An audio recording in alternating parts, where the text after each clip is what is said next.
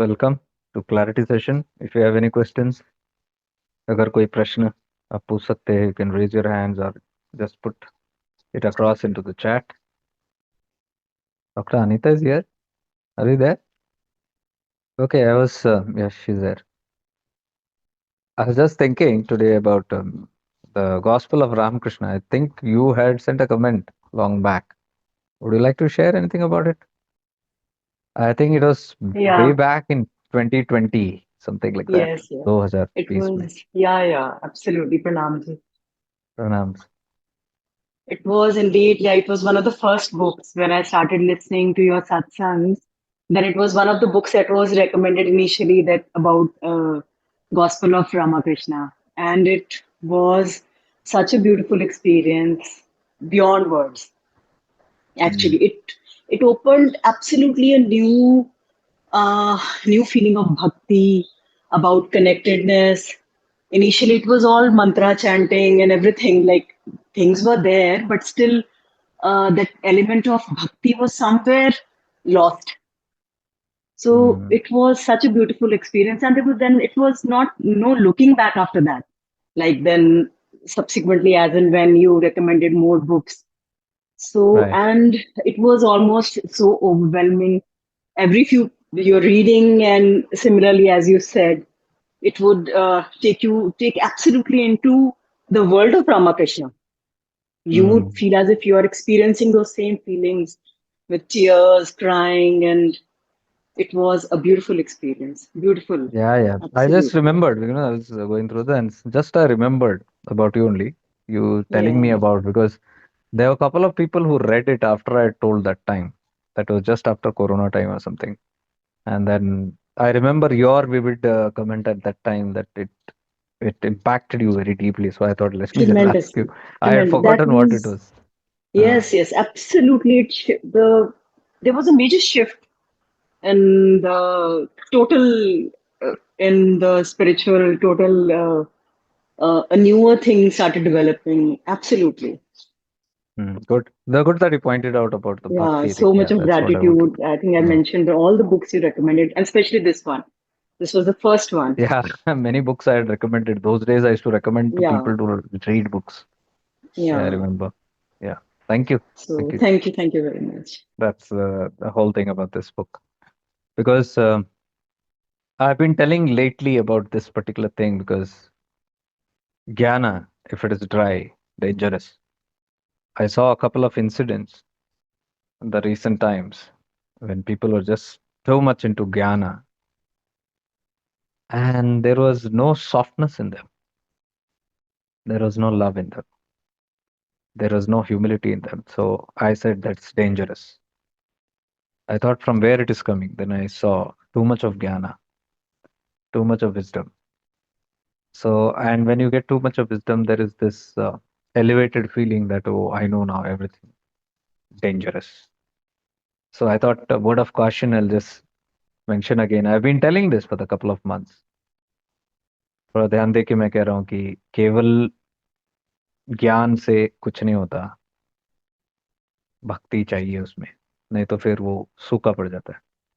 वो थोड़ा रिस्की भी है क्योंकि पता ही नहीं चलता कब आदमी थोड़ा खिसक जाता है. You will not know where you have slipped because wisdom can bring this elevated puffed feeling. I know it all now.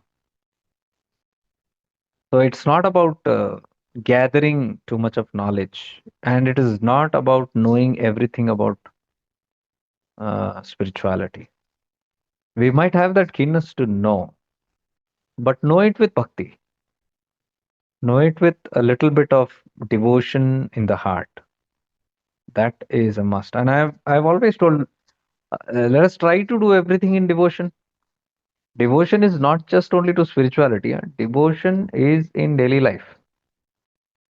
Anything you do, devotion can be added to it. Any damn thing. कोई भी चीज आप करो जिंदगी में, उसमें थोड़ा भक्ति. भक्ति यानी कि क्या, पूरा रस आप उसमें, पूर्णता उसमें शामिल हो, आप एक हो गए उस चीज से. When you're dancing, you are one with dance. When you're singing, you are one with singing. When you're writing, you're one with writing. When you're eating, you're one with eating. When you're sitting, you're one with that sitting. When you're in silence, you're one with silence. That is the whole sutra. Imagine if you're sitting in silence and thinking, that's not silence anymore. बोल सकते मैं एकांत में जाके बैठा हूँ, लेकिन एकांत में तो पूरी सोच चल रही है. एकांत मीन्स फिजिकल आइसोलेशन हो गया, फिजिकली हम दूर हो गए, लेकिन मन के अंदर तो पूरा अभी भी चल रहा है. तो दिस सूत्र of being one with whatever we do is what I'm calling as bhakti. Bhakti is involvement, deep, humble, sincere involvement. उसको हम भक्ति कह सकते हैं. भक्ति ये नहीं कि भजन गाओ. भजन गाने से भी अहंकार आ सकता है. Too much of pride might puff in. Too much of bhakti. See, with only bhakti also it is dangerous. Bhakti must have jnana. Because भक्ति हम बोल सकते हैं, yesterday I was explaining, गुरु भक्ति. कितना ज्यादा हम आ सकता है गुरु भक्ति के अंदर. और we might say राम भक्ति. You look at people around. Shiv भक्ति. हम शिव के दूत हैं. क्या है? भक्त है. हम राम के भक्त हैं. जय श्री राम. जय श्री राम के अंदर अगर घमंड आ गया, एरोगेंस आ गया, प्राइड आ गया, वेंजियंस आ गया, गुस्सा, आवेश, शत्रुता आ गई, तो काहे का जय श्री राम हो गया? ये किस तरह का भक्ति है? We have to be very careful, क्योंकि उस भक्ति में ज्ञान नहीं है. इन सच अ भक्ति देयर इज नो ज्ञान. So these two go complemented. I think Ramakrishna Paramahamsa ji is the best example of bhakti and jnana. Ramana is the best example of bhakti and jnana. Look at Ramana, full of jnana, wisdom, but bhakti se kam nahi hai. Ramana is the person who wrote so many poetries and song about Arunachala. He sung so many poetries on Arunachala. Itna deep. He wrote poems or sung songs on Arunachala in the Madhura Bhava. Madhura Bhava means the bhava of a lover, beloved. That's how he looked at Arunachala. We did one session, if you remember, on Aksharamanimala. That's the garland of praise that he wrote for Arunachala. That was a deep one, right? Many of you had done that session. Jahan we did the Arunachala Tattva, or last wo humne Aksharamanimala, we did that. In that, I think Ramya had helped us to translate, and she had sung it very well.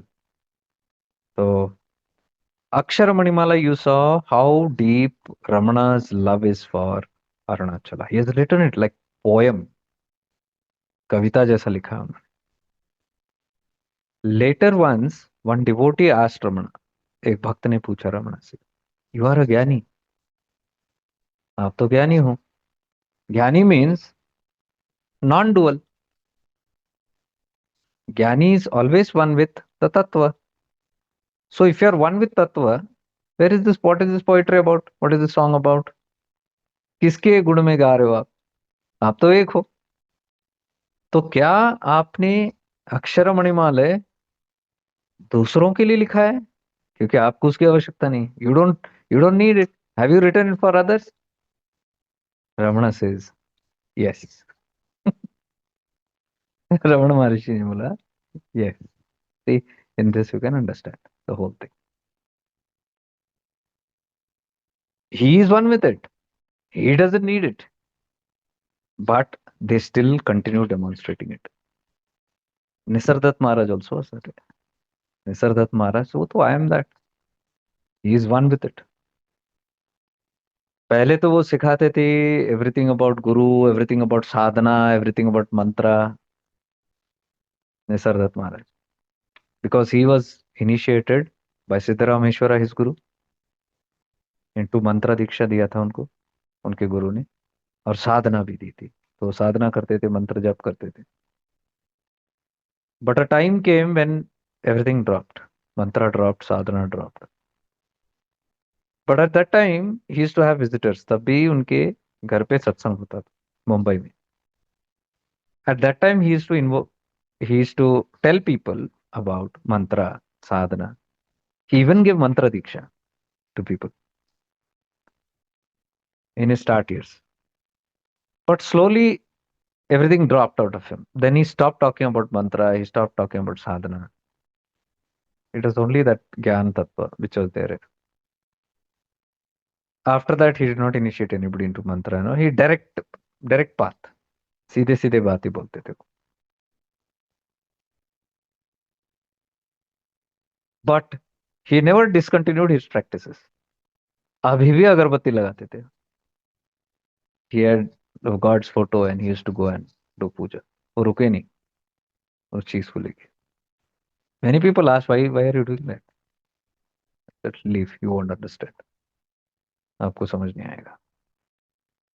The whole perspective of what they're talking about is after reaching that stage, there is nothing called करूं या ना करूं. There is nothing saying like mantra nahi karna chahiye, don't do mantra, because the moment you say you shouldn't do this, then you are advocating one, ye karna chahiye, ye nahi karna chahiye.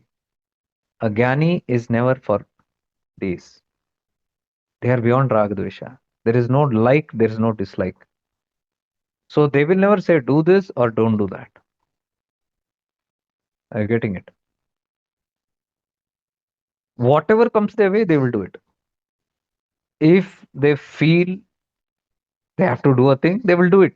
वहां पे there is no rejection. Why should I do it? I am beyond it. वो सब नहीं आता. That is why you see all these great Mahatmas being so simple. They don't change their lifestyle. जैसे है वैसे चलते रहते. For them, there is nothing called दुनिया और अध्यात्म. There is nothing called bhog and moksha for these people. They neither accept, neither reject. Pure Ashtavakra Gita. No question of this or that. सवाल ही पैदा नहीं. नो क्वेश्चन ऑफ दोनों को भी पकड़ूं क्या, पकड़ने का भी सवाल नहीं आता. Can you see that state? Perfectly neutral state. That is a Jnani state. But that Jnani is full of bhakti.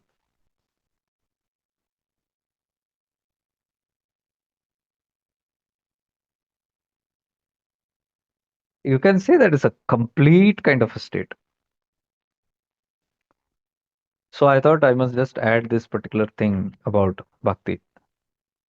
Just be little careful. If it is only going too much of head work, it shouldn't. Bhakti is very important because it will keep you very humble, very simple. We are not here to become Vedantist. हमको scholars थोड़ी बनना है. सब शास्त्र पता है, सब knowledge पता है. We don't want to get into all that. If somebody says you don't have knowledge also, you should say fine, I don't have it. There's a beautiful blend of all these masters. Whomever I think of, all have been following this. Mahavatar Baba, for example. He says everything comes, all problems in life comes because of raga dvesha. Like, dislike. You like one thing, you dislike one thing, that's a problem, a root cause of all the problems, including diseases. All kind of diseases happen just because of liking and disliking. You like one thing, you reject one thing. Mean to say that it is a kind of a major crisis in the system. शरीर के भीतर, मन के भीतर ये जो राग द्वेष होता है, एक को पकड़ो दूसरा छोड़ो, करो ना करूं, सही गलत, अच्छा बुरा, इसके बीच में जब मन डोलता है, when the mind swings between these two, the intellect goes into crisis. From there all diseases spring up. I believe we have done some webinars, if you remember, of Mahavatar Baba, where I taught you that method of combining both pleasure and pain. I don't remember कौन सा webinar था वो, where we are induced pain in the body. मुझे याद नहीं कौन सा था. जबरदस्ती हमने we had pressed or squeezed our body, induced pain, and being okay with it. If you see, there is great pleasure after that pain. So Mahavatar Baba's way is different, or their lineage, वो जो सिखाते हैं, it's very beautiful. कि if there is discomfort in the body, don't shake. Don't try to make it comfortable. This is the sadhana. You are sitting, experience of God within. Okay, that webinar. Good. I'm happy somebody remembers at least. All webinars have deep, deep, deep. Every single webinar has deep impact in some region or the other in our life. Like the last webinar that we did. This time I made it a little very tight. Many got upset. Many have not come after that. I say bye bye. Ego लेके तो यहाँ आ ही नहीं सकते हो, नजदीक भी आने नहीं दूंगा, because that will not take you anywhere. People like to hear what they want to hear here, वो बिल्कुल नहीं होगा. सुनना है तो, पचाना है तो पचा लो, नहीं तो निकलो. जो करना है आप करो. Because here if you come, the results must come. I have seen people everywhere they do this only.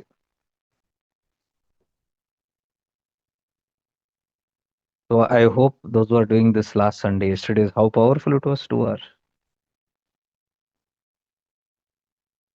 My whole day was beautiful yesterday because of the 2 hours. It's so beautiful. It builds so much of love in you. It builds so much of release and relaxation because no grudges against anyone. Cleanse it. Mind becomes pure. Nirmal man.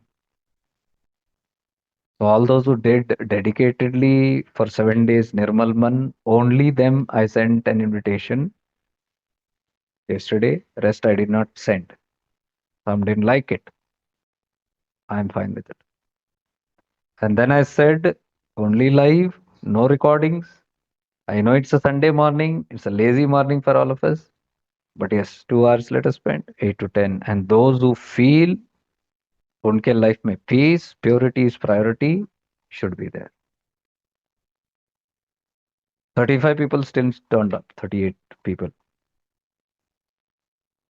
Plus the outside people, time difference wale, around 45 total. They turned up. Some didn't turn up. Some, as usual, said send recordings. आधा तो गए recording. One came and said, what time do we have today? Session? After the session is over. मतलब पता चल गया कि late हो गया, मिस हो गया. सो डायरेक्टली ऑनेस्टी नहीं है वहां पे बोलने के लिए कि आई मिस्ड, चालाकी. और what time is it today, ये सब चलता है. I did not give a single person who did not attend or who came late. I didn't allow them.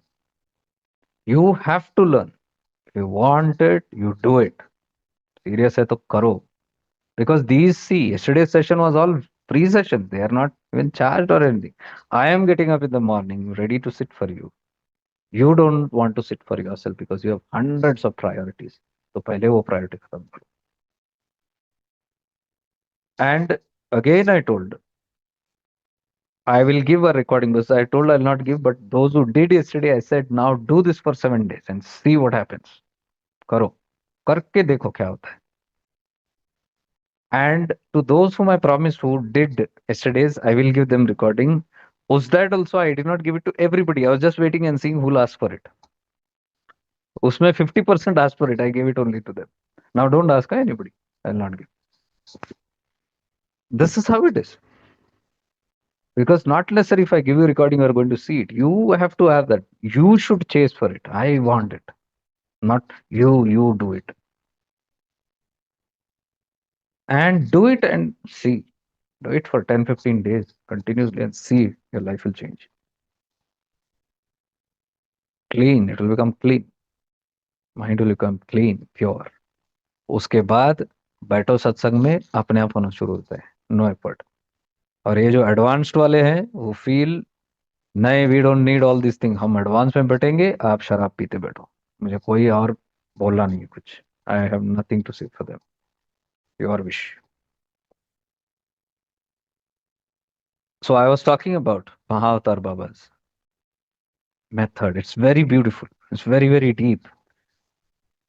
If you catch the whole thing, because that's what we are trying to understand. In spirituality, I always scan through what is the foundation. I look for foundation. I look for commonalities in between all the gurus and masters and paths. वो क्या ऐसे common चीज है जो without compromise every great masters follow. I look for those kind. Those are the sutras, and one of that sutra is this: Ragadvesha, going beyond Ragadvesha, beyond like and dislike. All these people are that way. All masters. They have no special affinity to this or that. Like I said, Nisardat Maharaj, puja karu, na karu, koi farak nahi padta. Arunachala, am I a bhakta or am I a jnani? Beyond that. When jnana is there, you are a jnani. When bhakti is there, you are a bhakta. That's it. You cannot put them into this or that. And Ramakrishna. Sri Ramakrishna also is that way. Bhakti and jnana. Full of both. Dvait and Advait. Those who say we are only non-dual, Advait, that's ego part saying, usme you are taking, accepting non-duality and you're rejecting non-duality. The moment you reject, तो दो हो गया. एक अच्छा, ये बुरा. या पकड़ूं या ना पकड़ूं. Should I hold on to this? I am a practitioner of this. I am not a practitioner. दो आ गया. दो आ गया तो अद्वैत हो ही नहीं सकता. Non-dual नहीं हो. So non-duality means inclusion. That is perfectly in Upadesh Saram how we are learning. कि as you transcend higher,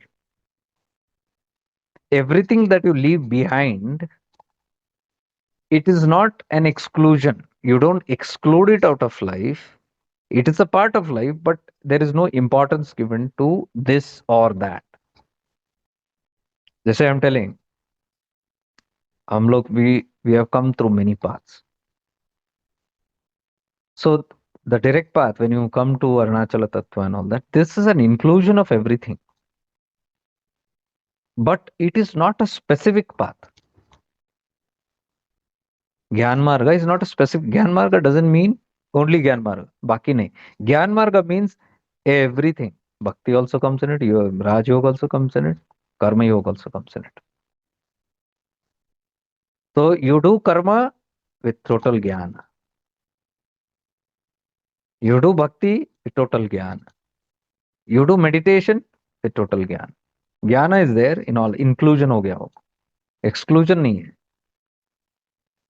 But if you see normally in the paths, these are all mostly without Jnana.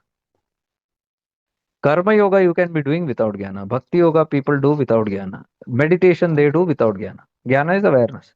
Means you do bhakti without awareness. You do karma without awareness. You do meditation without awareness. It will not take you anywhere. So you can see that bhakti or awareness, what we are talking, jnana, the same. So jnana has to be in all, right from bottom to there. Then if somebody is doing karma yoga and if they do it with proper jnana, what is the jnana? That I am not the doer. This jnana should be there. But if you say no, I don't, you have no jnana about it, you are just doing karma. Because you say somebody told you, you do karma and you will reach God. So you are going around doing service, but you are not losing the identity. करने वाला कौन है वो नहीं. You're not leaving that being. I'm the doer. So when you carry I'm the doer, the doership, that means the jnana awareness is not there. So when you do karma with jnana, it will not relieve you. It will bring you more karmas. And why did we get into karma yoga? To remove karma, dissolve karma, to remove ego. But what did it do? It added more. Bhakti also, when you do jnana, you have to understand bhakti does not end in swartha bhakti. All this धंधा जो हम करते हैं गुरु भक्ति के नाम पे, इष्ट भक्ति के नाम पे, it's only pure transaction. I need something, I go to the guru और God. Everything you sit for a satsang also, you have a some mean ideology there for yourself. You're not bothered about other satsangis, you're not bothered about the other person, you just want to grab something and leave. That is without jnana. These activities without jnana bring more trouble. It does not relieve you, but it binds you. Bondage आता है उससे. So ज्ञाना is needed. So those we, if we have ज्ञाना, we will know that ये जो भक्ति हम बोल रहे हैं towards God or Guru or anything, we have to go beyond the me, mine, swarth. And we have to understand it is not now anymore about the body or the nama rupa, it is beyond it. That is called parabhakti. So parabhakti comes only with knowledge, jnana. If jnana is not there, you can be doing the wrong kind of bhakti. So there also you can see bhakti, the jnana elevates this bhakti and transforms it. Meditation also, when you do, you can keep on meditating on colors and visions and this and that and powers and pratak and form, gods. You can be meditating with swartha, selfishness. I want this, I want that. But if jnana rises in a meditator, they will know that I have to rise beyond this objectified meditation, because objectified is always swartha. You focus on something and meditate upon it, it's all conditional only. You are connecting to that nama rupa for something. The moment you understand it is not a nama rupa, it is chaitanya, it is consciousness. From inside the bhava will come, now I have to be conscious and connect consciously to it, not unconscious. So when that happens, what you do? The whole perspective changes. You start connecting with the guru through consciousness and unconditional consciousness. It's unconditional love. It has nothing, no demands. When you think of guru, you don't think I need this, I need that. Our bhakti is only we think of guru or God or Ishta or anybody, temples or scriptures or meditation or satsangs or communities. We think only when we need something. Now it is unconditional. Jnana makes it unconditional. Meditation is unconditional. I don't sit because somebody told me I have to sit every morning in the Brahma Muhurta. I'm beyond all these conditions. I do it because that's me. That's my nature. I'm meditation itself. My nature is meditation because my what's my real swarupa? Awareness means meditativeness. So when I realize my nature more and more, I easily tune to that. There is no question of why am I doing it? Why should I meditate? You'll see almost everybody meditates for a certain reason. Health, wealth, success, whatever. God, liberation. Some reason is there. So those reasons make it conditional. Conditional makes it lower. Unconditional means I do it because I am that. There is no reason of why you do.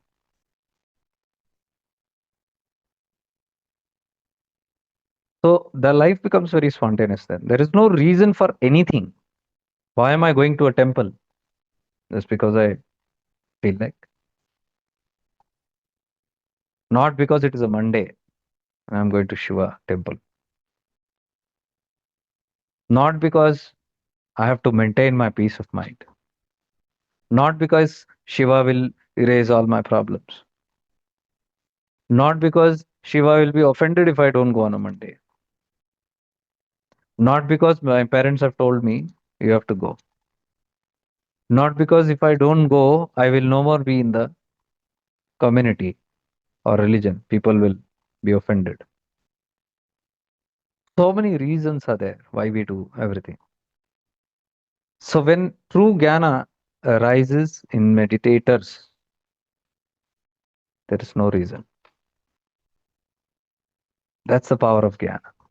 Jnana is simply inclusion. Then there is no separation between world and spiritual.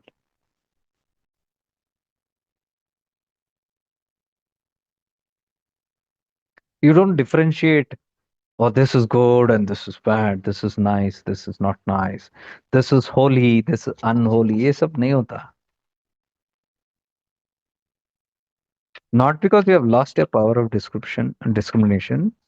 सही बुरे का पहचान आपने खो दिया इसके लिए नहीं, बट सही बुरे का कोई अंतर ही नहीं रखा आपने, because you are seeing chaitanya in everything. That's a very deep aspect when you are seeing everything as the work of God. It's a very heightened state, but I would encourage that we look into those states, even wonder, even imagine, even deeply think about it, contemplate about it, how these great Gyanis go about it. It's a very high state when you can see Shiva in an asura. Not easy. Seeing God in your enemy, how difficult that is. But a Gyani is that. This is Gyan Marga, so I'm talking about Gyani. A Gyani doesn't mean he's not a Bhakta, or he is not a Karma Yogi, or he is not a Raj Yogi. He is everything, but he is nothing. He is inclusive. That is how I believe our life should become. Inclusion of work and play. No separation. Work and play. Why do we have to behave differently when we enter an ashram or a temple and behave differently the moment we exit? So much of hypocrisy that is. So much of mask. We have to identify this mask. Why am I behaving so holy? Why am I doing all this drama when I meet all these spiritual people? I behave something. And when I am alone in my room, I am the greatest Rakshasa. I do all kind of things. I think all kind of things. Why do when I meet people, I have smiles? Where does the smile go when I am alone? Why am I smiling? Because the smile is a mask. I am pretending I am something in front of them. These are all differentiation. I'm something here, I'm something there. As far as possible, you should make your life same, monotonous. ये कोई पहचान ही ना पाए आपको कि when you are in this world, nobody should feel hey this is a holy person in the world. That will keep you out of that. It will make you special, where anybody can look at you and tell, hey, this is a holy person. You enter the world and you are in your so called silence, you are in your so called peace, you are in your so called whatever inhibitions. I'll eat this, I'll not eat that.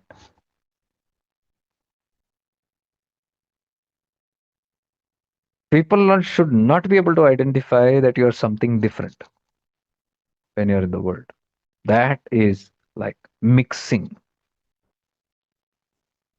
neither vice versa. That's the whole message of be what you are. Nityananda used to always say that be what you are. Inside something, do not pretend to be something outside. See, these are all the same laws, what I'm telling. Like Mahavatar Baba is what I'm saying. The same stuff.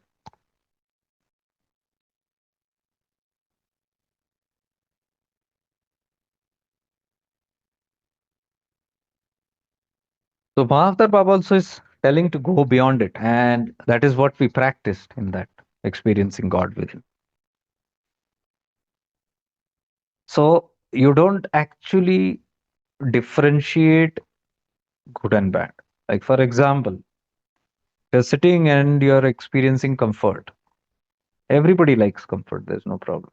But when there is a discomfort, an aware person doesn't immediately correct that discomfort.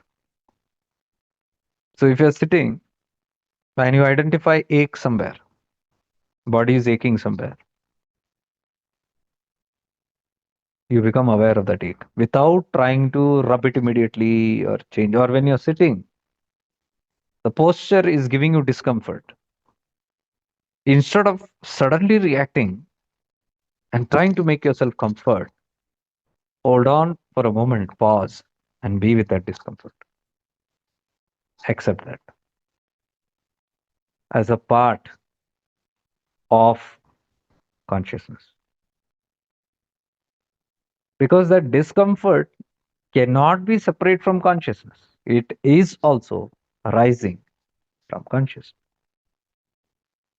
Like the evil in a human is also coming from consciousness. It is not something outside. But our structure and our disciplines give us this idea so much that bad means it is out.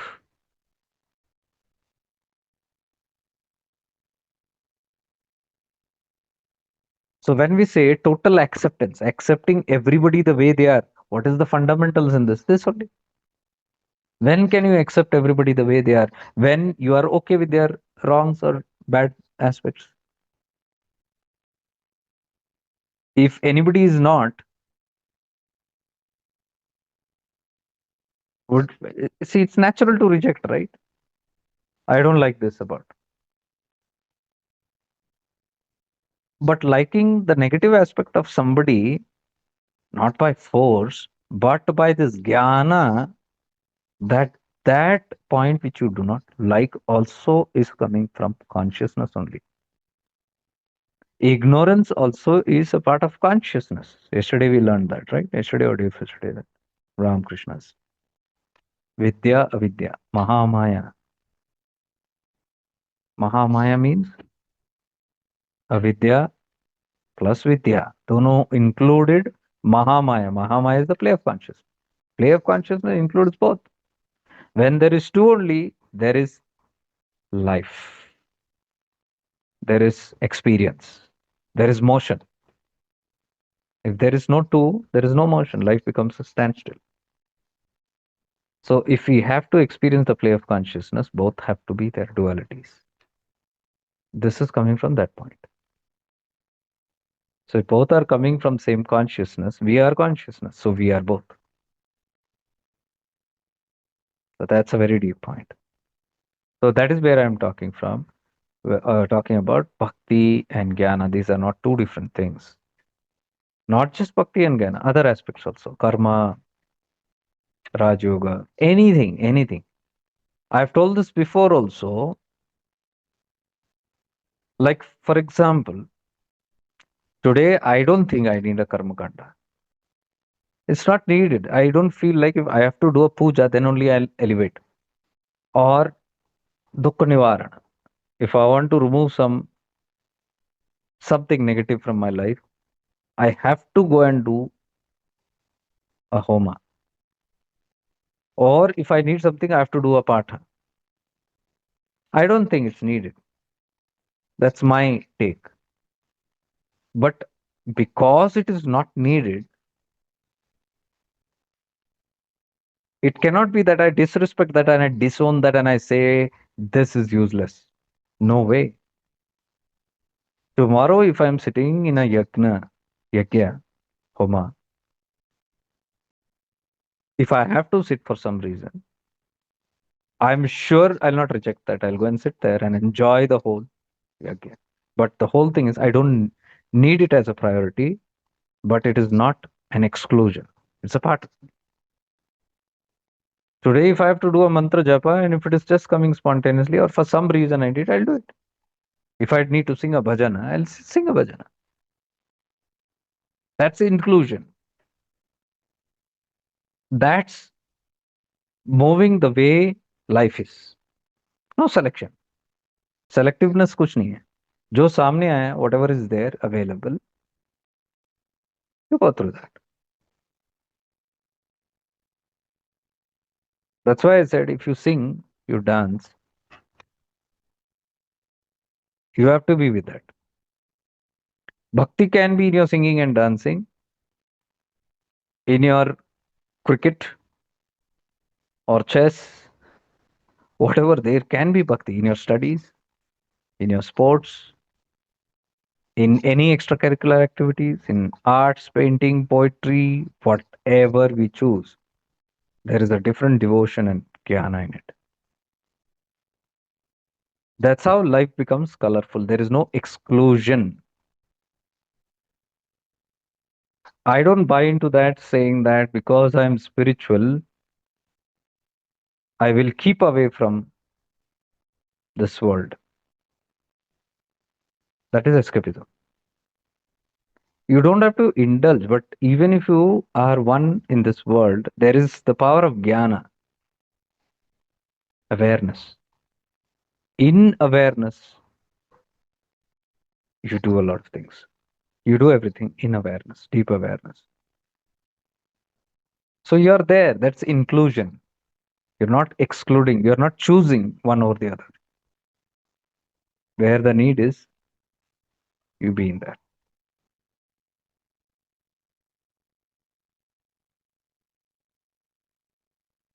Because you will not be pulled into anything in life if it is not in your blueprint.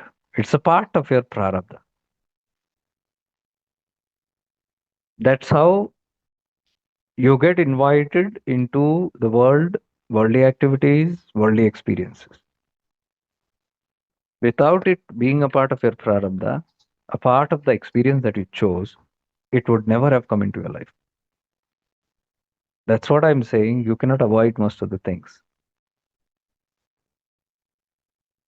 That's the whole science of bhoga and moksha.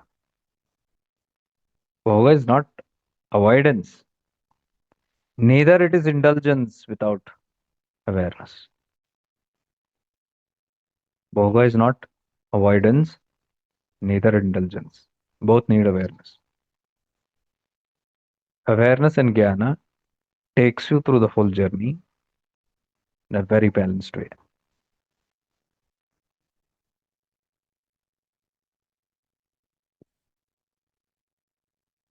Like if I meet any people, for example, who are not in my frequency for some reason, and you're supposed to meet them now, you have to be with them now. Life has brought you to that. You didn't choose it, but it came. Why did it come? Prarabdha. So how do you handle that? Your awareness is that this has been brought to me because it's a part of my blueprint. It has not just appeared out of that. I have not chosen it. I don't like being in the company of certain people. Fine. But I've come there across. What do I do now? In awareness, go through that without escaping.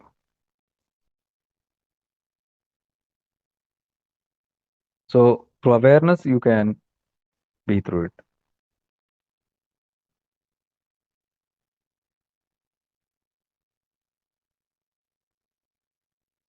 We must understand we are giving a lot of completions in these things because when we bring people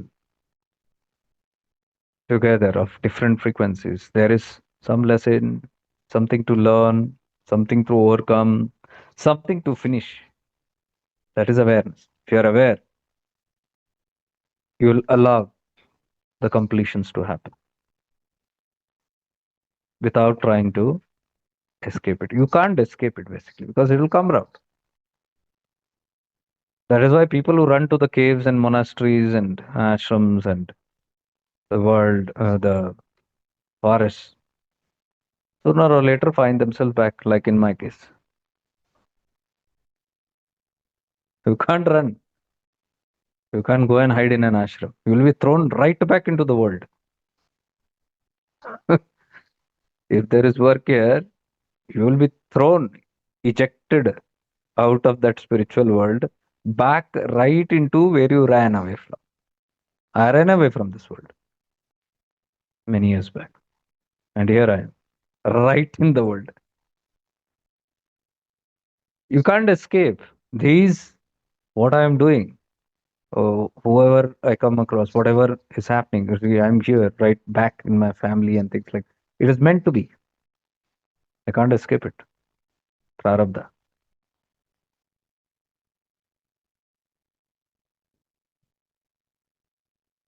So it is not about choosing one. You can't choose one. Everything happens according to that will. That is what Updesaram is saying. Verse number 1. Karturajnani praptaye phalam karma kim param karma tatchadam. Everything happens by the will of the Creator.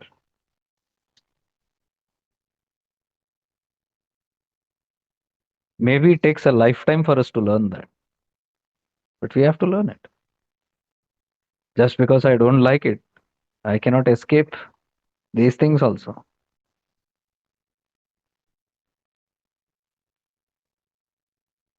Like I say, no, if I don't believe in gravity, so am I going to fly? I'll still be here only. Gravity will still pull me, whether I believe in gravity or no. That's how life is. So sometimes it takes a lifetime for us to understand this. And by the time you understand this, you're comfortable. You're okay. Because you've been through it. Experientially, you have understood this, not knowledgefully. Every knowledge that we have, we will be tested.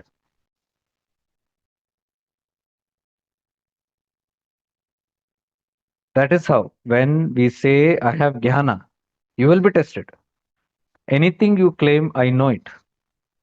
Life will test you and see whether you really know it. That is the real test.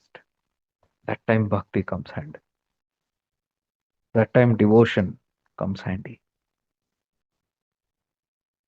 Because to experience many of the higher gyans, higher truths, we need a lot of surrender. You cannot go I everywhere. You cannot go, I'm the doer, I'll do it, I'll take care of it, I have jnana. You will be tested and you will be shown you cannot do it. You will be shown there is something higher. So now, when you have higher wisdom with a submission, with humility, that's the right path. Because then you cannot go astray. Something you will always know, I know everything, but still I don't know everything. I can do everything, but still I cannot do everything. I have my limitation. That is the lesson that we all will learn one day. Whichever paths, one day we will reach to that culmination point and realize I am not everything. There is something more powerful than me. Everything cannot be in my hands. However great, powerful you are, how many ever siddhis you have, even the people who have siddhis are limited beings. They still cannot control their destiny, even those who have ashtasiddhis. Ramakrishna used to plead to the Divine Mother, don't give me this. Don't give me siddhi. Don't give me fame. He used to cry literally. Don't give me the world. Don't give me money. Don't give me fame. Don't give me the ashtasiddhis. Just give me you. I told you, no, he was a mad, divinely mad person. But see, in today's world, how rare to find somebody like Sri Ramakrishna. Who will reject this world like that? Who will say, I don't want siddhis? Who will reject fame and popularity? It's not easy to find somebody who's mad for God. I believe the one who's mad for God like this is himself God.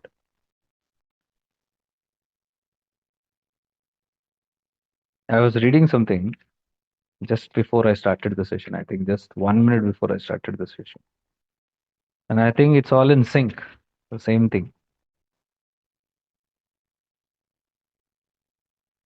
Mahimacharan, one of the devotee, asks Sri Ramakrishna, by what kind of work can one realize God?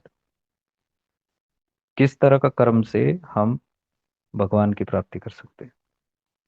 And Sri Ramakrishna says, it is not that God can be realized by this work or not by that. The vision of God depends on his grace. Still, a man must work a little with longing for God in his heart. If he has longing, he will receive God's grace. कह रहे कि it is not that God cannot be realized by this work or that. ये करने से या वो नहीं करने से परमात्मा की प्राप्ति नहीं होती है. The vision of God depends on his grace. उसका दर्शन पाना, दर्शन यानी कि वो विजन नहीं, उसके साथ एक होना, वो उसकी कृपा है, परमात्मा की कृपा. See, until we come to an understanding there is something higher than us, we cannot go through these teachings. Somebody will say, I am only great. I can handle, I am the creator of my own destiny. I will create each and everything the way I want it, are not eligible for these teachings. I am the creator of my own destiny, true.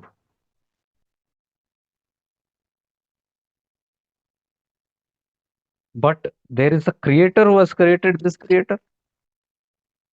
That is also very much true.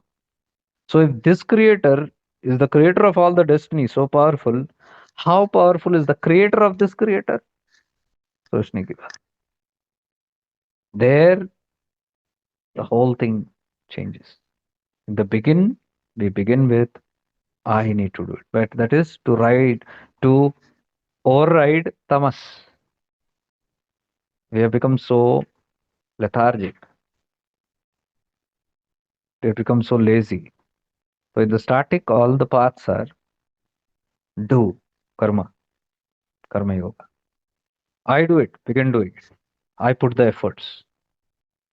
I must put efforts for a long period of time. And the effort will lead you to a lot of grace. When I do it, I must take responsibility for my own actions. I take full accountability for what is happening in my life. And I take the decision to change that. I am the creator of my own destiny. Very true. When I start walking this path in this manner, I attract a lot of grace because I'm making effort to change myself. And thus, I really begin creating my own destiny. But as I create my own destiny through the grace that I have earned, that grace gifts you now a deeper wisdom. That wisdom is to tell you, yes, you are the creator of your own destiny, but my child, there is a creator who created you also. How will be told this gyan? Ye gyan nobody can be taught except life. The first teaching needs a guru to tell you that you are the creator of your own destiny. But to tell you there is a creator for this creator called you, who is the creator of your own destiny, you need the Mahaguru, life itself.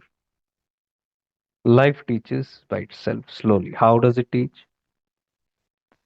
When you go on with this working that I am the creator of my own destiny, and you keep changing your destiny for good, slowly your life transforms by your own effort and grace that you attract.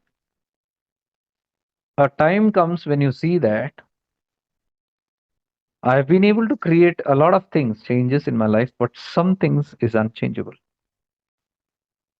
Few things are unchangeable.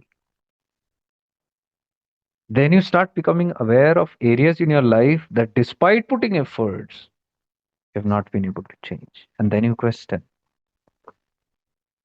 I know by experience that I am the creator, I can manifest, I can do everything, but then why am I not able to manifest everything? Some areas of my life, I'm still not able to manifest. Why? That pain and that suffering gives a lot of blows now to the ego. Because by now the ego has developed, I am the creator. Now it is getting knocks and blows that, and it is making you question, am I really my creator of my own destiny? Many things in life I'm not able to change anymore.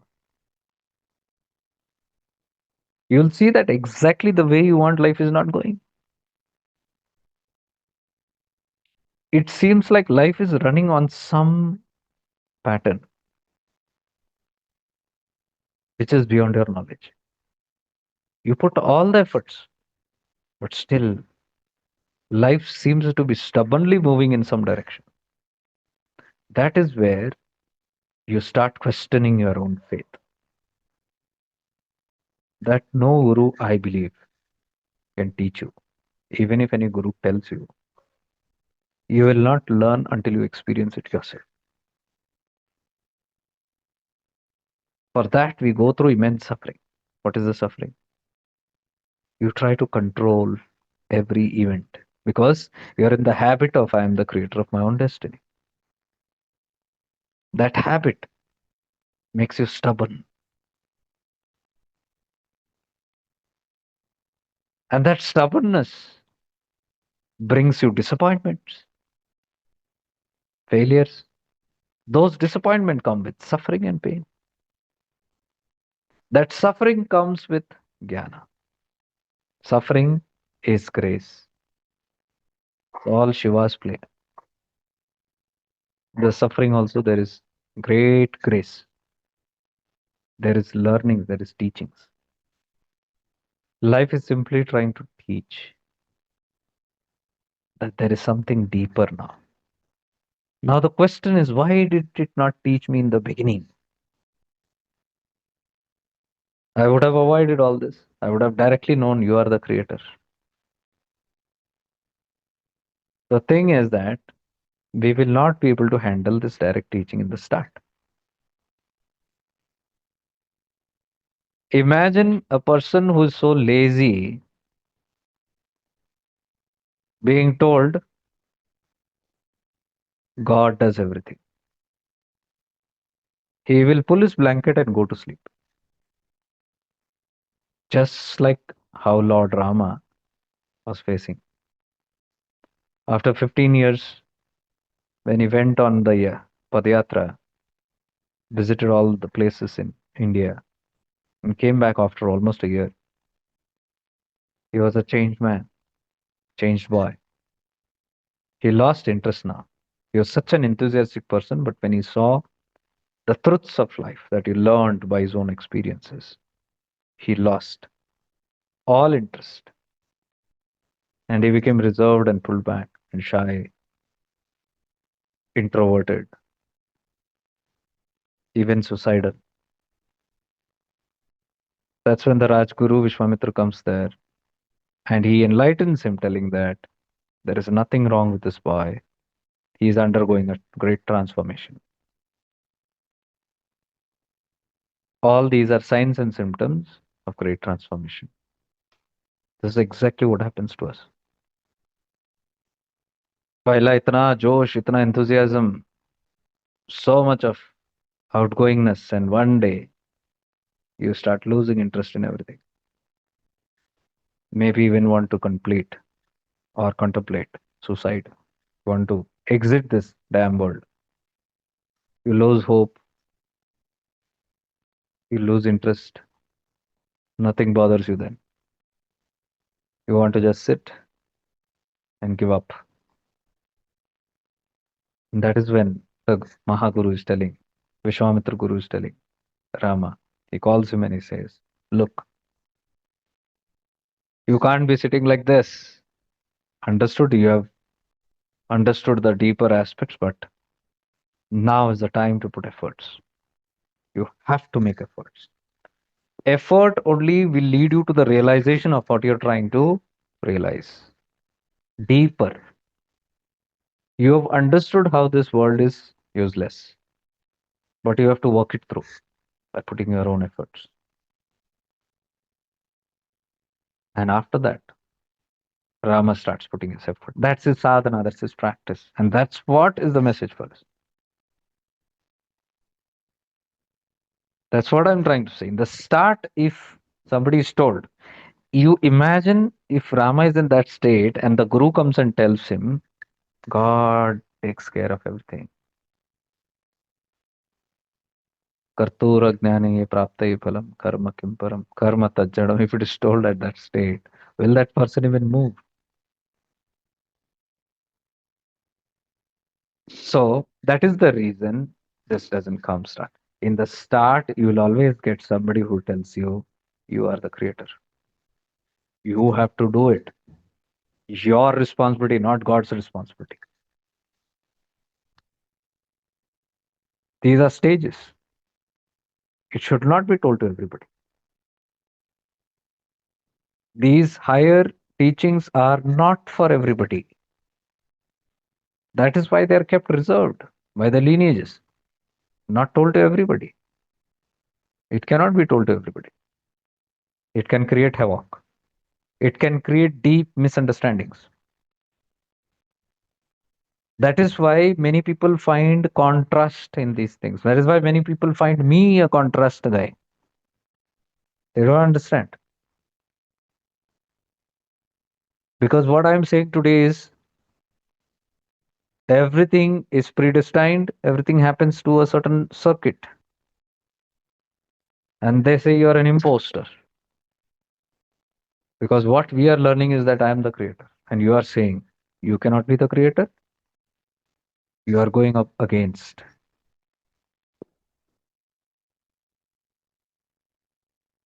So you are not one among us. You are having some kind of agendas. You are following some other path. Are Murk. It is the same path. It is the same stuff. It is the same journey that, thank God, now I got an opportunity to combine this. This today's satsang is clear. How it starts from karma. Karma is doer, right? You have to do. Till you go to jnana, you are withdrawn. Karma to bhakti to raju to jnana, it's a complete withdrawal. It cannot directly happen. If you're destined to do karma, if you're in the stage of doing something, acquiring, if you're in the stage of doing tapas, you have to do it. Direct path cannot be told directly to somebody who needs a lot of work to be done in their life. It will make them more stupid.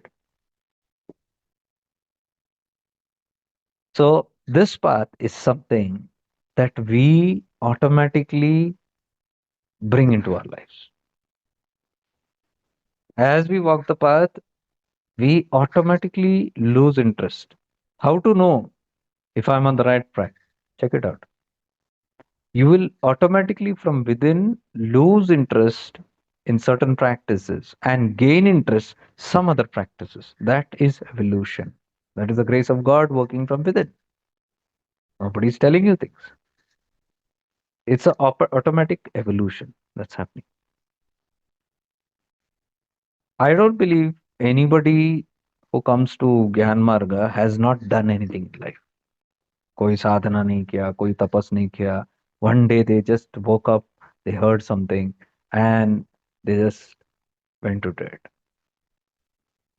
Very rarely, there may be some souls which have done it in the previous lifetime, who are ready, and they have a direct illumination, direct interest towards Gyan Marga. They have no, I have met many souls who in this lifetime have no interest in Karma Kanda, no interest in Bhakti, but suddenly they are intellectual. Intellectually, they start pondering and they go directly to Gyan Marga. But when they are deeply into Gyan Marga with Shuddha Bhavana, again, grace of their previous lifetime effort, the grace of that Jnana will put Bhakti into them. Suddenly, they'll start becoming emotional, sensitive, developing love, faith, devotion in their hearts to that wisdom. Now it just is not just reasoning and logic thinking, analytical. Now it comes with bhava. Jnana, same jnana with bhava. These are signs that this is a mature soul which has done a lot of work in the previous lifetime. Now it is directly, but this is not for everybody. You cannot be told do it this way. It is an automatic things which happens. So somebody who is not in that frame will automatically be attracted towards karmakanda or other paths. And slowly, as they put efforts in those areas, they earn grace, and that grace lifts them up and slowly makes it them drop earlier practices and make them free and move them towards nirlamba, salam to nirlamba. So now you understand both aspects. You don't reject any of it. Like I told in the start of this satsang today, you don't reject, inclusive. So the one who has come to Gyanmarg understand the Lord does everything and is a state of surrender. Will such a person say, no, I will not do work? Because now I know God is the doer. No way. Then this person is excluding the previous thoughts and telling, I am not the creator of destiny. God is only the creator of destiny. I don't need to do any efforts. God only will put all the efforts. No. It is inclusive. You know that everything is happening due to blueprint, but your prarabdha will still require you to put efforts in certain reason, and there I am available to put those efforts. That is the Gyan mark. Even in that effort, you know I am putting effort here. My this is my free will. But you will deeply know even behind this free will there is a divine will. There is something that is making me even do this free will. Completion. Inclusion हो गया. Where is the point of rejection? What do we reject here? What do we catch and what do we reject? So when you are not needed to do anything, you're not doing. When you're needed to do, you do it. This is a perfect blend between the world and spirituality. So he says, still a man must work a little with longing for God in his heart. Still, a man should work a little. काम करना है. If he has longing, he will receive God's grace. Deep urge is there, he will receive. Then he says to attain God, a man must have certain favorable conditions. परमात्मा प्राप्ति के लिए कुछ favorable conditions life में होना चाहिए.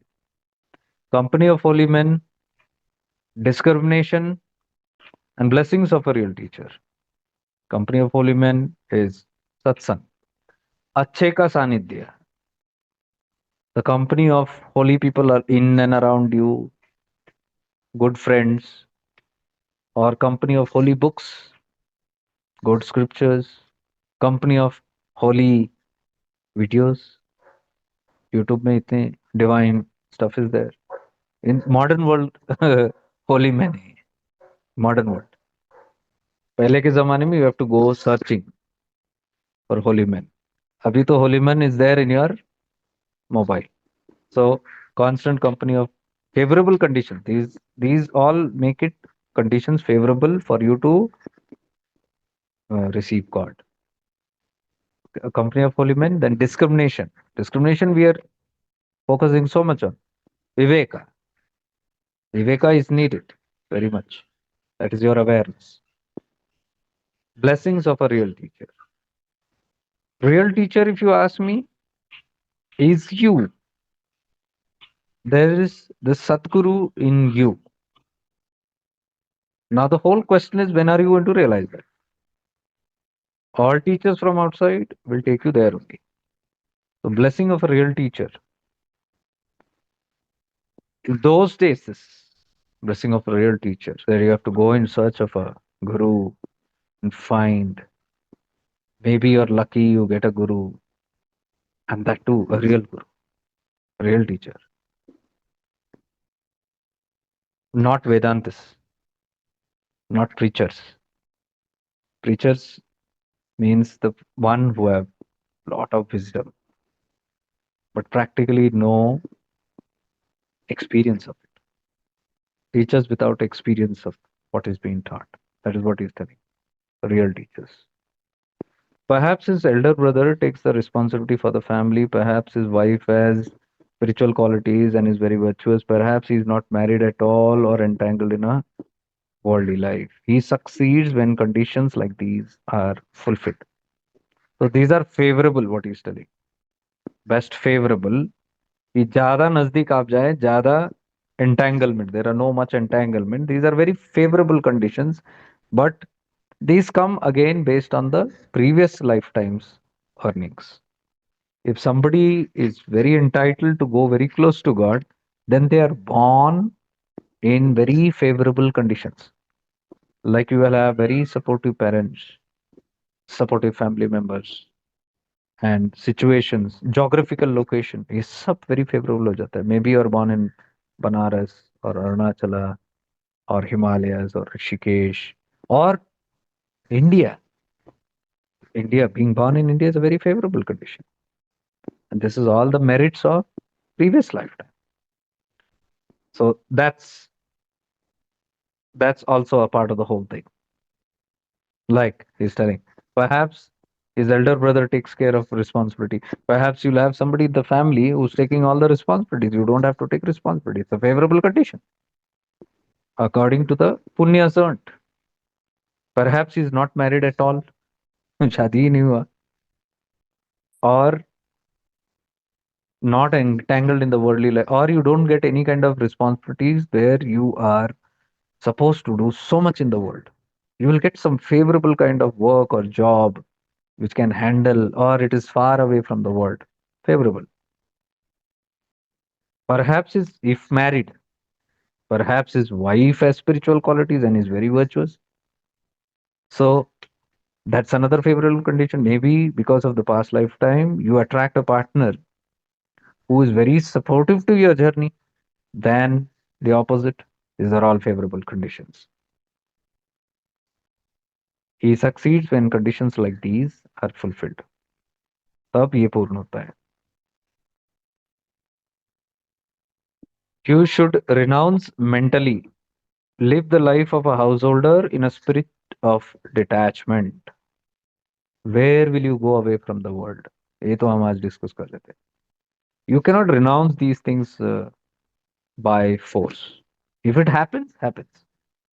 That is your favorable condition, because sometimes life brings you to a certain stage when things just fall off. अपने आप it happens. Maybe the spouse goes away, or the land goes away, the property is handled by someone, you're able to let go of it, and things like that. Favorable condition अपने आप होता है, but it is not about that. The main thing that Ramakrishna is telling here is you should renounce mentally. Mentally attachment नहीं होना चाहिए. Live the life of a householder. गृहस्थ में रहो with a spirit of detachment, वैराग्य के साथ. वैराग्य is very important in your mind. Physical नहीं, mind में. So if you have vairagya in the mind, means you are still continuing doing your responsibilities. Like what I said, it is in your blueprint. That is why you attracted that. If it is favorable, you will get favorable conditions based on your past life. But if it is not favorable, you can still make it favorable. Let's say things are not in your hands. You have all kind of entanglements in this lifetime. Then you can make it favorable. How? By renouncing mentally. Vairagya, detachment. Where will you go from the world? दुनिया छोड़ के कहाँ जा सकते हो आप? Live in the world like a cast of leaf in a gale. दुनिया में ऐसे जो जैसे पत्ता जो हवा के साथ उड़ता है. Such a leaf is sometimes blown inside the house and sometimes to a rubbish heap. ऐसा पत्ता कभी घर के अंदर उड़ के आता है, कभी कचड़े के ढेर में जाके गिरता है. Be like that leaf is telling. That is what we see how synchronicity, this whole satsang brought together. In the start, we started with that also. There is no rejection. एक को पकड़ना एक को छोड़ना, इस सवाल ही पैदा नहीं होता. Wherever you are, whatever you're supposed to do, like this leaf. कचड़े में है तो कचड़े में, घर के अंदर है तो घर के अंदर. Sometimes it is blown to a good place, sometimes to a bad place. कभी अच्छी जगह में गए, कभी बुरी जगह में गए. God has put you in this world. परमात्मा ने आपको डाला है. That is good. ये अच्छा है. Stay here. यहीं रहो. Again, when he lifts you from here and puts you in a better place, there will be a time enough to think about what to do then. जब समय आएगा वो खुद ही आपको उस चीज से निकाल लेंगे. When the time comes, you will be moved to a place where you can think, and that time you can think what to do. That time you'll have clarity. तब तक work on the basic things like detachment. I've told this many times from my life also. I can reflect. Like a wind, you are blown here and there, and you don't know what's happening. But after a certain time, God puts you into such a place where things are clear. वहां से clarity मिलता है. Then you can think what to do about it. Till then, you have to go through those. But the practice has to continue. God has put you in the world. What can you do about it? क्या कर सकते हो आप? परमात्मा ने डाला है. That's what I always say, right? Do we have a choice? When we opened our eyes, when we became aware and conscious, we were already in this life, living this world. दुनिया में जी रहे थे ये सब. कहाँ choice था अपने पास? आंख खुला हो गए ना, जहाँ पे है हम वहीं पे हैं. God has put you in this world. What can you do about it? आप क्या कर सकते हो? परमात्मा ने डाला है. Resign everything to him. सब उस पे छोड़ दो. Surrender yourself at his feet. समर्पित कर दो. ये भाव है, देखो, भक्ति का. ये ज्ञान है, बट भक्ति के साथ. There will be no more confusion. इसके बाद कोई कंफ्यूजन नहीं होगा. Then you will realise that God, that it is God who does everything, all is on the will of Rama. फिर आपको पता चलेगा कि परमात्मा ही सब कुछ करते हैं. That is what we are discussing in today's satsang. He is the doer. Then you will understand. I am not the creator of my own destiny. The day you realize I am really not the creator of my own destiny, but God is, you have reached there. And who's this God? Very important. Is he someone sitting in the heaven? Or he sees someone who's watching us like a CCTV camera? Or is he assigning some departments like Chitragupta, who's keeping records of everything that you're doing? Is he someone who's waiting to put some judgment on you and make a final decision? No. It is cosmic intelligence, Jnana Shakti. Shakti, Icha Shakti, Kriya Shakti, Jnana Shakti, Jnana Tattva which is there. That Jnana is the cosmic intelligence which knows everything. There's no personal entity who's doing it. It is consciousness itself that is doing it. So we should never say, "Oh, God has put me here." Then you'll say, "Who's this God? I want to meet him one day. Why did you put me here? I'm not liking it where I am. ये क्यों छोड़ा है अपने यहाँ? Where are you?" He's not a personality. It is the cosmic intelligence that puts me where I am today based on my total script of karma. Sum total of my karma automatically decides and puts me in this place. That is known as God. This deep cosmic intelligence, which is impartial, unconditional. It is not assigning this and that based on persons. That is the reason we cannot catch that God. You cannot meet that God because that God is you only, deep cosmic intelligence, jnana. That jnana only when it rises. Jnana Shakti is awareness. That awareness is you. So I am only that jnana. In me only, this whole cosmic intelligence is there. See how deep it is. So when we say God does it, it is not another entity. This word like God fearing is a very low kind of word. Especially certain religions follow this. God fearing religions. There are some religions that are very God fearing. It's ridiculous. How can you fear God? Is God a dictator that has to be feared? You can fear a dictator. Is God a dictator? And if God is fearing, God fearing, how can you name that God as unconditional love? जिसको देख के डर लगता है वो थोड़ी प्रेम हो सकता है, करुणा हो सकता है। प्रेम और अगर करुणा है तो भय किस बात का? These are all concepts that are not right. God fearing is when you are only scared of your own actions, what you do. You fear the intuition. You fear your inner light, which is seeing everything. इससे डर लगता है अपने को। और हम बोलते हैं कि गॉड fearing, ये करना नहीं, भगवान पनिश करेंगे। भगवान आपको गिल्ट, ये guilt, where is this guilt coming from? You know my awareness is watching it. So that fear is coming out of knowing that there is a cosmic intelligence in us that is aware of everything. And then we call it God fearing. डर लगता है भगवान से, स्वयं से ही डर लगता है, ज्ञान शक्ति से डर लगता है, अवेयरनेस से ही डर लगता है, because somewhere we surely know there is something that knows in and out of us. So in the start, out of fear we follow. That is what you call as morality. All these moral teachings are there, do's and don'ts. Good, that is needed to discipline. It is good to feel God fearing because without fear, man will do anything. But after a certain level, after you do all those moral practices by fearing God, fearing the unknown, that will discipline, that will make you good.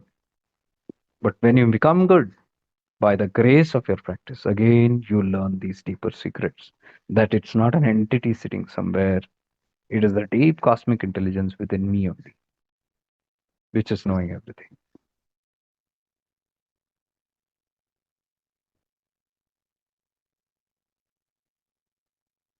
Okay. There is a paragraph, I'll just read this. It's 35, but I'll just complete it off. In case anybody wants to leave, can leave. It's 10:30. Whether a man should be a householder or a monk depends on the will of God. Surrender everything to God and do your duties in the world. What else can you do? Whether you are a householder or a monk, आप गृहस्थ में हो या सन्यासी हो, ये आप थोड़ी डिसाइड किए हो. We feel I am deciding. No, your prakriti, your favorable conditions based on your many lifetimes, you were put into such places where you could become a sannyasi or you got stuck in a householder. Where is your work in that? You were put into that based on your past karmas. So he says, whether a man should be a householder or a monk depends on the will of God. Rama. Surrender everything to God and do your duties in those. ये जानते हुए, you know that, okay, it is the will of God, means will of the cosmic intelligence which has put me here and I deserve to be here because it is impartial. कुछ भी गलत नहीं किया है. जहां मुझे रखना था वैसे ही exact situation में it has kept me, so I agree and I accept. This is accountability. I am 100% responsible for where I am today. No complaints. I understand this deeply. So when I understand this deeply, I submit it to that cosmic intelligence now. There's nothing else to do. If the householder becomes a Jeevanmukta, then he can easily live in this world if he likes. A man who has attained knowledge does not differentiate between this place and that place. All places are same to him. He thinks of that place. He who thinks of that place also thinks of this place. So if a householder जो गृहस्थ में है वो अगर जीवन मुक्त बन गए, what is जीवन मुक्ता? While living this world, you become free, means free of attachments. कोई चीज आपको बांध नहीं सकता. कोई भी चीज, कोई व्यक्ति, वस्तु, emotions, feelings, nothing can bind you here. When you come to that state, that is Jivan Mukta, but you're still there in body because your Prarabdha is running. And you go about doing whatever you have to do, so called responsibility or whatever, but you have no attachment to any of that. That is a Jivan Mukta. So if the householder becomes a जीवन मुक्त, then he can easily live in this world. तो एक गृहस्थ जब जीवन मुक्त बनता है तो वो आराम से जी सकता है दुनिया में जैसा उसको चाहिए, as he likes. Man who has attained knowledge does not differentiate between this place and that place. तो जो जिसने सही ज्ञान को प्राप्त किया है, जो ज्ञानी हुआ, वो कभी भी ये जगह वो जगह इसके बीच में भेद नहीं रखता. Like I said, that is an ashram. It is a holy place. This is a gully, nukkad, so a bad place. Or this is a brothel, prostitution place. It's the dirtiest place. And there is an ashram, the holiest place. Nothing like that. Like if you remember the story of that, two people who were interested in God, but one man had this habit of going to the prostitute. They used to visit the brothels regularly. And there is one man who always went to ashramas in the temples. So both of them were regularly going, one always in the ashram and one always with the prostitutes. But both had inclination towards God. That is why pravritti was there. But because of habit, this man was more sexually inclined, but he had deep craving for God. But because of it, vasanas, his habits, his daily life was on that. And there on the other terms, that man also had vasanas. ऐसा नहीं कि उसमें वासना नहीं था. He also had vasanas, but he was God fearing. So भगवान को डर के He'll always be in the temple, but his vasanas are there. So what do you see in both these common men? दोनों में दोनों वासना है, ईश्वर वासना और जगत वासना. Both is there, but one out of deep compulsion of worldliness has gone to the prostitute. The other, out of deep compulsion towards God, has gone to the ashram or temple. Now the question comes to, who is better? So when this situation arises, the guru is asked this question. The guru says, the man in the prostitute with the prostitute is better. All are shocked. How's that? Because this man is going to the brothel, but all the time his mind is on the temple because he is missing it. He's all attention is there. His body has brought him here, but his heart is in the temple or ashram. But the man who's sitting in the ashram and temple, his mind is with the prostitutes. His mind is on sex. So somebody is in front of God, in front of the guru, but his mind is somewhere. He's there, body is there, but his spirit is in the vasana. And somebody who's sitting in the world, his spirit is with God. So he said, this is more preferable. The one where his heart is. Now that doesn't give us a license to do all this, but it's just a example to tell what matters more is this. And that's what Ramakrishna is telling here. What did he say? A man who has attained knowledge does not differentiate between this place and that place, holy place or bad place. All the places are same to him. He who thinks of that place also thinks of this place. Because anybody who thinks of that has to think of this dual nature of uska. The moment you say, I like light, if you say, I like day or I like light, indirectly you're telling, I dislike night, I dislike darkness. See the word. One you catch, the other will follow only, even if you don't say about it. So that's what he says. He who thinks of that place thinks of this place also. Simple. So you get bound by duality. When I first met Keshav at Jayagopal's garden house, I remarked, he is the only one who has dropped his tail. तो जब वो किसी के घर पे मिले थे, तो रामकृष्ण जी ने वहां पे उनको बताया था कि ये एक ही व्यक्ति है जिसने अपने दुम को छोड़ा है, पूंछ को, has dropped his tail. At this, all the people laughed. सभी लोग हंसने लग गए. Keshav said to him, "Don't laugh. There must be some meaning in his word. Let's ask him." तो when people, जब लोग हंस रहे थे, तो उन्होंने एक दूसरे को बोला, नहीं हंसो मत. गुरुदेव ने कुछ बोला है, रामकृष्ण जी ने कुछ बोला है, तो कोई मतलब होगा, पूछेंगे उनको. तो जाके पूछते हैं कि what is this?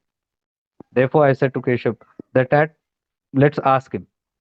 पूछते हैं उनको. Thereupon, I said to Keshav, मतलब ये रामकृष्ण जी कह रहे हैं, मैंने फिर केशव को बताया, the tadpole, so long as it is not dropped its tail, lives only the water. Tadpole को क्या बोलते हैं? टैडपोल जो मेंढक से पहले वो बनता है, मछली जैसा टैडपोल, वो जब तक अपना पूंछ नहीं छोड़ता तब तक वो पानी में ही रहता है. It can live only the water, the tadpole, till it has the tail. It cannot move on the dry land, वो जमीन पे नहीं जा सकता. But as soon as it drops its tail, it hops out on the bank.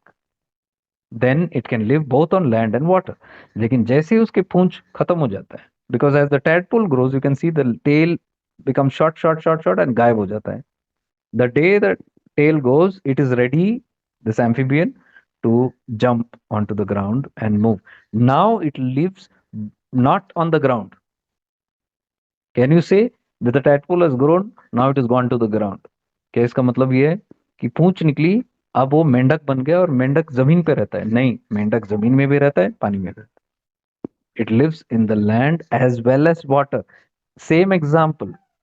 You left something, you go there, it doesn't mean you have left this. You are now both.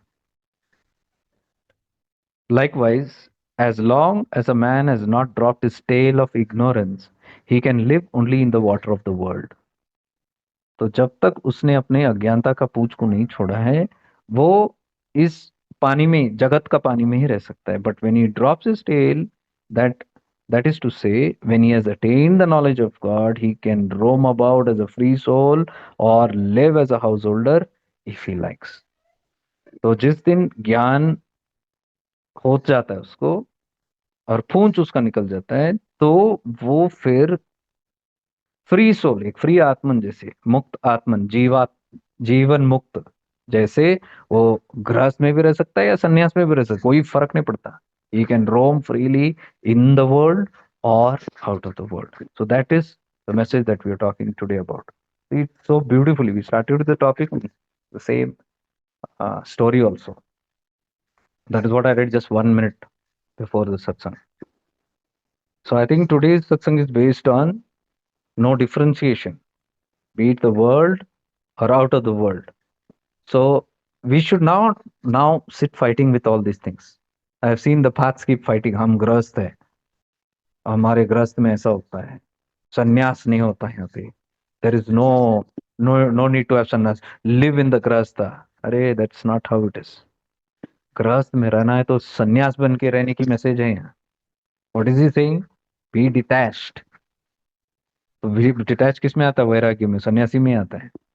तो गृहस्थ के अंदर भी सन्यासी. You have to understand these four paths are all together. ब्रह्मचर्य हो, गृहस्थ हो, वानप्रस्थ हो, संन्यास हो, all these four, which is called as a varnashram, is all in us. अलग अलग नहीं है.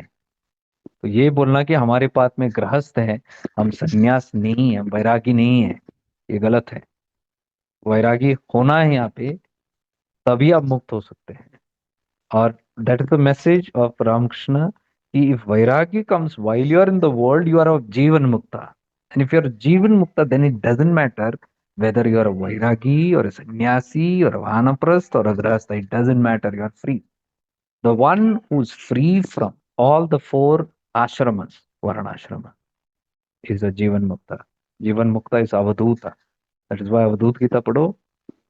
They are not linked to any of the four varnashrams. ये कोई कैटेगरी में नहीं आते, only अवधूत्स. अवधूत्स don't talk about grihastha, neither they talk about vanaprastha, neither sannyasa. ये चारों उनके भीतर है. जब जो आवश्यकता है वैसे वो फ्रीली जीते हैं. तो वर्णाश्रम्स cannot touch the avadhutas, the pure beings.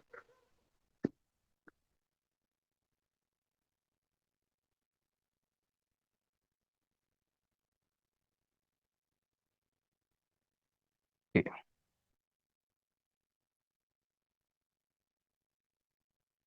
Yes, this is the exact feeling which was prevalent during the entire session yesterday, feeling of inclusion. Stillness, watching the movement. Okay. Does it mean during inclusion, Gyan Shakti is active and ego is inactive? No. Or ego is still active, but natural. Is it dry Gyana? Is dry Gyana related to ego's like and dislikes? Yes. Dry Gyana will be very choosy. Dry ज्ञान में वही आता है कि ये अच्छा है, ये बुरा है. ज्ञान मिला है ना अभी. I have got all the wisdom of all the scriptures कि क्या रहना है, कैसे नहीं रहना है, परमात्मा क्या है, परमात्मा क्या नहीं है. So this dry gyan will have likes and dislike. बोलते हैं कि अच्छे को ही चुनो. See that is true. In the start only अच्छे को चुनना है, but after certain stage there is no अच्छा बुरा and there is no choosing. चुनने का सवाल नहीं है, अच्छा चुनो या बुरा चुनो, चुनने का तो सवाल ही नहीं है. Simply neutral. उसको हर हाल में खुश बोलते हैं. हर हाल, ये हाल वो हाल, चूज नहीं करता. हर हाल में जो है वो कभी ये नहीं बोलता पॉजिटिव सुनो. वेरी कॉन्ट्रास्ट टीचिंग्स हैं ये सब. People come and give me प्रवचन, हर हाल में खुश, बट वो चुनते हैं फिर. वो बोलते हैं कि हम सिर्फ पॉजिटिव चीज चुनते हैं. अरे फिर तुम्हारा कैसा हाल है? तुम्हारा तुम्हारा सिर्फ अच्छे हाल में खुश है तुम. You are choosing only good good good good. उसमें तो कोई भी अच्छा रह सकता है. बुरा चुन के दिखाओ और खुश होके. परिस्थिति जब गंभीर है, when situations are not right, favorable, उसमें खुश रह के दिखा, उसको हर हाल में खुश बोलते हैं। ये नहीं चुन चुन के हमने अच्छा सब हाल में बना दिया और फिर हर, that's the contrast. So what does that mean? Dry Jnana tells again and again about this. ये चुनना है, ये नहीं चुनना, ये अच्छा है, ये बुरा है, ये सही है, ये गलत है. That is why Rumi says, Rumi is an avadhuta. What does Rumi says? Beyond the dimension of wrongdoing and right doing, there is a zone, there is a realm. I shall meet you there. ये अच्छे और बुरे की जो दुनिया है, उसके परे एक दुनिया है जहाँ ना अच्छा ना बुरा ये सब देखा नहीं जाता. Right doing and wrong doing, I shall meet you there. मतलब रूमी को अगर आपको मिलना है, अवधूत को मिलना है, तो you have to go beyond that state. You cannot be good and bad, choosiness. And then you said, does it mean during inclusion jnana shakti is active and ego is. देखो यहाँ पे भी डिफरेंशिएशन कर रहे हैं हम लोग. व्हेन वी से इंक्लूजन, ये सवाल ही पैदा नहीं होता. एक्टिव इनएक्टिव का क्या फर्क पड़ता है? ईगो है, ईगो नहीं है, नहीं. So you cannot say in Jnana there is no ego, because without ego you cannot work. You cannot put your own efforts. You cannot get up and go and do something. There has to be ego to push you. So it is a function between both ego and egoless state. Ego pushes you. Egoless states makes you aware that you are not the one who's doing it, pushing it. Ego. See, I want to do karma. I want to go and serve this world. What makes you go there? Ego. I want to do, I said. I want to help somebody. That means in the start भाव क्या आता है? Somebody is helpless. So I, who am helpful, can go and help that person. So I go and help. That is the motivational drive. So ego is there. But as you get up and as you go and serve, the awareness rises. And then you become aware. Even this pull, this thought of going and helping was given by me. I did not generate this. I did not produce it. It came from within me from somewhere. It is not my own thought. I didn't produce it, manufacture it. I should go and help. Who gave me that thought? God. So what happens? Egoless state again. So both are needed. This is how we function. This is called inclusion. Jnana Shakti means inclusion. You have both. So there is no question of this or that. Both are there. Ego and egoless states. I hope that's the answer. Okay. So I think that's all for today. We'll end it with a small prayer. Om Purnamada Purnamidam Purnat Purnamudechyate Purnasya Purnamadaya Purnamevavashishyate. Om Shanti Shanti Shanti. May we all be blessed. May we all evolve. May we all be free. Arunach. Bye.